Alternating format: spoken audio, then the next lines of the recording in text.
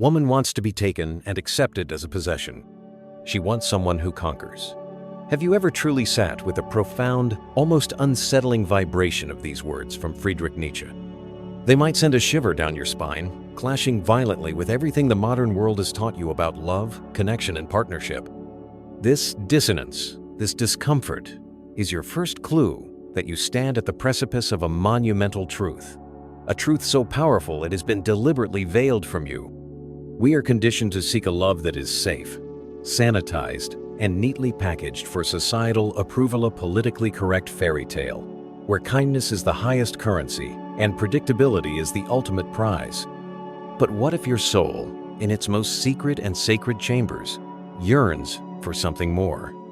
What if it craves a frequency of love that is wild, untamed, and fiercely alive? If you've ever felt this hidden pull, this inexplicable attraction to a force you can't quite name, know that you are not alone and you are not mistaken. You are simply beginning your awakening to a more ancient, more powerful law of attraction. Share this message if you feel its truth resonating within you, and let us know in the comments if your own spirit has whispered this same forbidden secret to you. The world, as you know it, operates under a grand and pervasive illusion, a carefully constructed stage play designed to keep the raw, primal energies of human connection in check. It sells you a sanitized narrative, a spiritual marketplace where potential partners are evaluated like investment portfolios. Does he have a stable job? Is he a good listener? Will he follow the established rules of engagement? Society praises this man, the provider, the listener, the one who colors within the lines of expectation. He is the Apollonian ideal, a pillar of order, reason, and comforting predictability. He represents the well-tended garden, where every flower is in its designated place, and there are no surprises. This is the version of love you are told to want, the version you are taught to praise. You are handed a checklist, a blueprint for a healthy relationship, and you are instructed to build your life upon this supposedly solid ground. The promise is one of safety, of a calm and placid sea where your emotional ship will never be rocked. But have you ever stopped to ask your soul if it truly desires to spend its entire voyage on a tranquil pond? Is it possible that this relentless pursuit of safety is, in fact, a cage for the spirit, a gilded prison that starves the heart of the very thing it needs to feel most alive? What if the peace it offers is the peace of stagnation, and the stability it promises is the stability of a beautiful, lifeless statue? The truth is, beneath the surface of these polite smiles and socially acceptable answers, a deeper current flows, a primal river of energy that scoffs at checklists and laughs at the illusion of control. This is the hidden truth of the human heart, and to deny it is to deny the very essence of your own divine nature. This powerful, untamed current is what Nietzsche identified as the Dionysian impulse. It is the primal, chaotic force that pulses beneath the fragile veneer of civilization. In his profound work, The Birth of Tragedy, he masterfully contrasts Apollo with Dionysus. Apollo, the god of light, order, and rational thought, represents the structured world we build our laws, our social norms, our logical frameworks. He is the architect of the predictable. But Dionysus, the god of wine, ecstasy, and untamed nature, represents the wild, unpredictable, and often destructive force that cannot be contained by reason. He is the storm that reminds the garden of its true, wild origins. While society builds its temples to Apollo, it is Dionysus who secretly rules the human heart. It is his frequency that ignites passion, his energy that fuels creation, and his call that awakens the soul from its slumber. This is not mere speculation. It is a truth etched into the blood-stained pages of history and woven into the very fabric of our most enduring myths. It is the madness of passion, the chaotic dance of creation and destruction that propels the human story forward.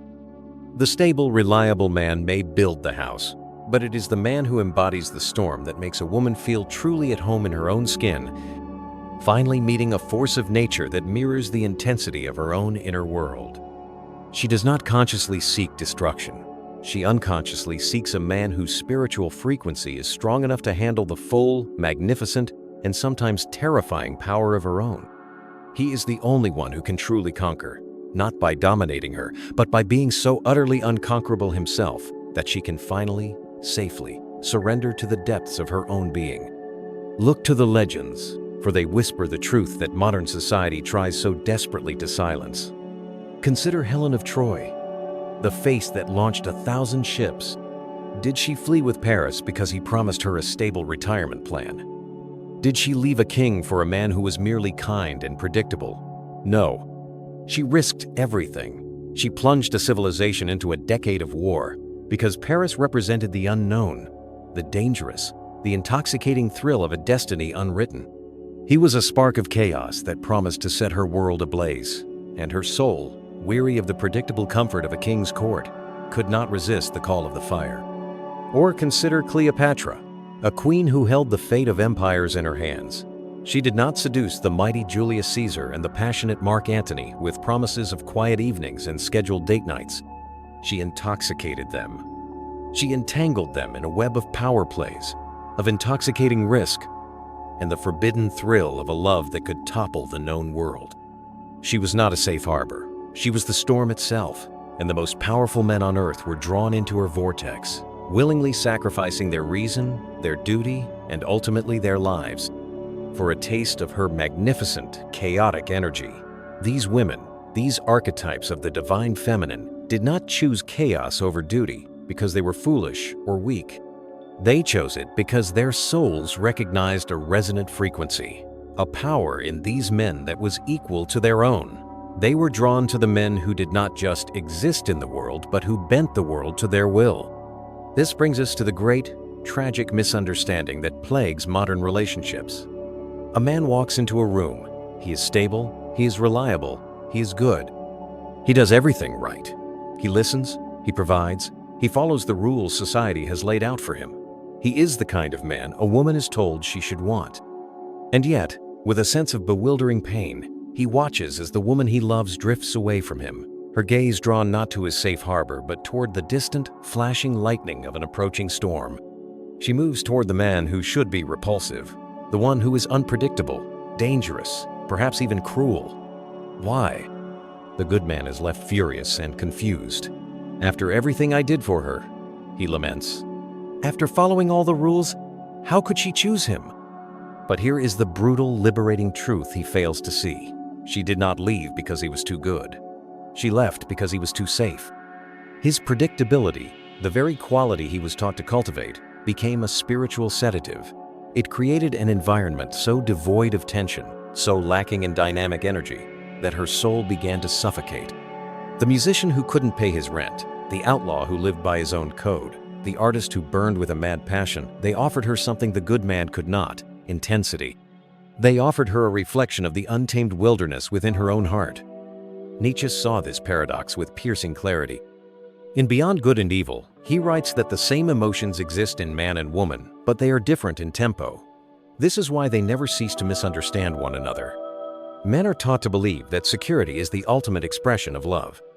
Women, while they may consciously agree and say they want security, are biologically and spiritually hardwired to crave something else entirely. They crave the intensity that signals a man's power, not power over her, but power over himself and his reality. Think of the last time you saw a woman truly light up, her eyes sparkling with an undeniable energy. Was it when a man was reciting his resume, detailing his 5-year plan and his solid investment strategy? Or was it when he challenged her, when he was unpredictable, when he held his ground and forced her, through his own unwavering presence, to feel something raw and real? This is not a call for manipulation. It is an acknowledgement of a fundamental law of human nature. This is the divine dance of masculine and feminine polarity. Nietzsche's Zarathustra declares, "You must have chaos within you to give birth to a dancing star." This is the key. Women do not fall in love with plans. They fall in love with energy. They fall in love with the potential for a dancing star. So, if chaos is the key, why do women so vehemently insist they want order? Why does this contradiction persist? The answer lies in a hidden truth, a truth Nietzsche buried in his most controversial works. It is the truth of why women are often compelled to deny their own deepest nature. The greatest trick ever pulled was convincing the world, and women themselves, that they crave safety above all else. You've seen it, you've heard it. A woman says she wants a good man, a stable man, a man who respects her. And while she may genuinely believe these words, time and time again, her soul is drawn to the one who doesn't fit the script. She is drawn to the one who ignites a fire in her that she cannot explain, the one who makes her feel alive in ways that logic and reason can never justify. The contradiction exists because what women are programmed by society to say they want and what their deepest, most primal instincts actually respond to are two entirely different things, and Nietzsche knew why. Civilization itself is a cage, a grand bargain struck thousands of years ago. For millennia, society has been built on a simple trade: men protect and women nurture. In this ancient contract, stability meant survival and predictability meant prosperity. And so, women learned to say they wanted the provider, the steady hand, the man who would build a home rather than burn one down. It was a script written for survival. But biology, the ancient wisdom encoded in our very cells, doesn't care about social scripts. Deep in the bloodstream of human desire, something far older than civilization pulses. Something wild. Something Dionysian. Nietzsche saw this in the ancient rituals, the bacchanalian frenzies, the orgiastic worship of chaos gods. He saw it in the way women in myth and history always seemed to flee toward danger rather than away from it. They didn't choose kings, they chose storms. And yet, if you ask a woman today what she wants, she will likely recite the script that society gave her. "I just want someone kind," she'll say. "A man who communicates. A partner who's reliable." But watch what she does, not what she says. Observe what her energy, her spirit, her body responds to. Imagine a scenario. Two men approach a woman at a bar. The first is polite, well-dressed, and asks about her career. He offers to buy her a drink. He is safe. The second man leans in, smirks, and says something outrageously bold, something that should, by all social standards, offend her.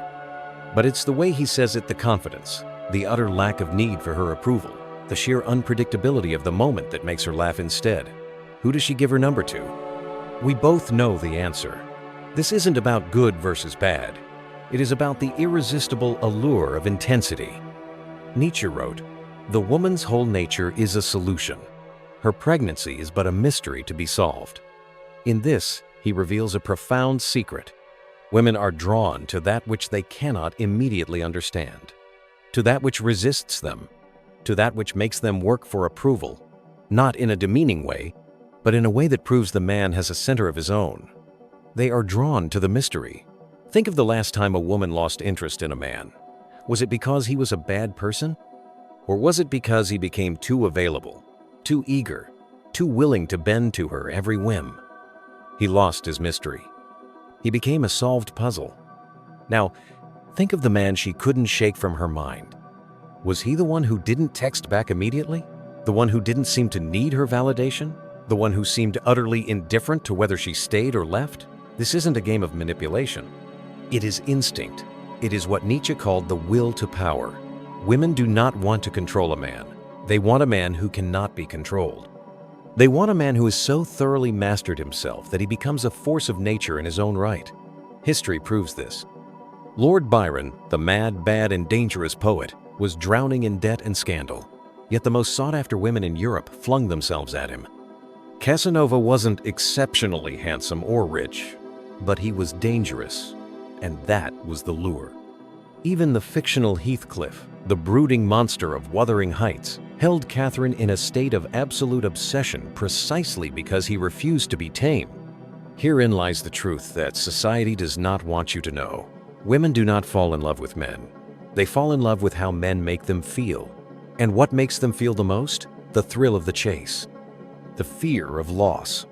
The intoxicating uncertainty of a man who is his own purpose. This is the razor's edge. But this is also where most men fail spectacularly. They mistake this call for chaos for a permission slip for recklessness. They think being unpredictable means being unstable. They confuse danger with self-destruction. And that is how you lose the game entirely. They become the storm, but they have no control, and they are dashed upon the rocks of their own untamed impulses. Nietzsche warned us, Whoever fights monsters should see to it that he does not become a monster. And when you gaze long into an abyss, the abyss also gazes into you. The raw, untamed chaos of the Dionysian, if left unchecked, will consume you. But chaos that is mastered, that is channeled, that is wielded with purpose, that will make you unstoppable. The stories of the fallen are cautionary tales. Lord Byron, who seduced nations, died alone at 36, consumed by his own demons. Vincent van Gogh, whose brilliance burned white-hot, cut off his own ear in a fit of uncontrollable madness. Ernest Hemingway, the ultimate archetype of the bullfighter, the soldier, the legend, ultimately blew his brains out with a shotgun. These men understood power, they understood passion, but they failed the final, most crucial test. They could not master themselves. The abyss gazed back, and it devoured them. So, how do you walk this razor's edge? How do you command this divine, chaotic energy without burning your own life to the ground? This is the ultimate balancing act, the secret art of controlled chaos. This is where legends are made and where lesser men are destroyed. To master this power, you must understand its three sacred pillars. The first pillar is the power of indifference, or what can be understood as divine detachment. Most men are reactive. They orbit women, constantly waiting for a sign of approval, for a glance of validation, for permission to exist. Their emotional state is a fragile thing, dependent on the whims of another. The man who masters chaos, however, does not wait. He does not need validation because he has cultivated his own. His energy is self-contained. He is not cold. He is simply complete within himself. Nietzsche wrote, "The noble soul has reverence for itself. This self-reverence creates a gravitational pull that is infinitely more powerful than the most charming pickup line." Women do not chase men who chase them. They chase men who are on a mission, men who have better, more important things to do. The second pillar is the art of unpredictable value, or sacred mystery. Think of the last time you were truly captivated by someone. Was it because they did exactly what you expected? Or was it because they surprised you, because they revealed a depth you hadn't anticipated? A man who is consistent is forgettable. A man who is unpredictable in the right ways is unforgettable. This does not mean being erratic or unreliable. It means being unfathomable. One day he is intense, focused, and untouchable, consumed by his purpose. The next, he is playful, teasing, and disarming. He doesn't follow her rhythm. She is compelled to follow his. His actions are not random. They are strategic, guided by an internal code, not by a need to impress. He doesn't follow the script society has written for him. He rewrites it, moment by moment. When he speaks, people lean in. When he is silent, people wonder what he is thinking. This creates an irresistible tension, a deep-seated curiosity that is the very bedrock of profound attraction. The Übermensch, Nietzsche's ideal, does not rebel against all morality. He creates his own. He is a law unto himself. The third and final pillar is the edge of danger without the fall. Women are not attracted to safe men, but they are also not attracted to broken men. The key is to project just enough danger to create intrigue, but not so much that you repel. The first man, the volatile one who drinks too much and flies into rages, is unpredictable, yes, but in a way that makes women flee. He is not in control of his chaos. He is a victim of it. The second man, the master of the storm, is different. He is calm, but not soft. He is confident, but not arrogant. He isn't angry, he's intense. He isn't cruel, he's uncompromising. He doesn't need conflict, but he doesn't fear it. This is the ultimate expression of the warrior philosopher, the man who can think like a sage but act like a conqueror. The crucial question is this: how do you keep the chaos from consuming you? Because too many men who start down this path end up becoming the very monster they sought to master. They gain power, but they lose themselves in the process. The difference between those who rise and those who crumble is simple. The master knows how to rise from his own ashes. He embodies the art of the phoenix. Nietzsche called this principle amor fatith, love of one's fate. It means not just accepting your wounds, but wearing them as spiritual armor. Not just surviving your storms, but learning to steer them. This is the truth no one wants to admit. Chaos is not a trick, not a tactic, not a mask you can put on and take off. It is a choice, a way of living, a religion. And like all true religions, it demands sacrifice. It will cost you the approval of the weak, the love of those who cannot follow, and the safety of the predictable life. But in return, it will give you the only thing that truly matters: yourself. Now, the question is not whether you understand this divine truth. The question is whether you will act upon it. The storm is here. Will you run from it, or will you ride it? The path to mastering this fire is treacherous. It demands an iron core, a will forged in the flames of self-discipline. Chaos is magnetic because it is alive, but without something unshakable at its center, it becomes erratic, then destructive, then suicidal. The master of chaos is not a man without rules. He is a man who makes his own. His confidence does not come from the fleeting validation of others. It comes from an unshakable internal code. This is the difference between a hurricane and the man who channels its power. The hurricane destroys blindly. The master chooses what to destroy, when to be gentle, when to be ruthless, and when to walk away. He can love deeply, but never need. He can fight fiercely, but never rage. He can walk into fire and come out cleaner. Every man who plays with chaos will get burned. It is inevitable. The difference is that the master uses that fire to forge himself anew. He doesn't lose himself in chaos. He wields it.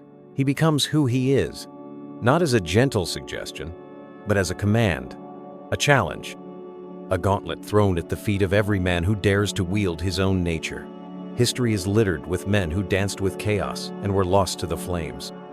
But it is also marked by the few who learned to control the fire, who learned to master themselves, and in doing so, mastered their own destiny.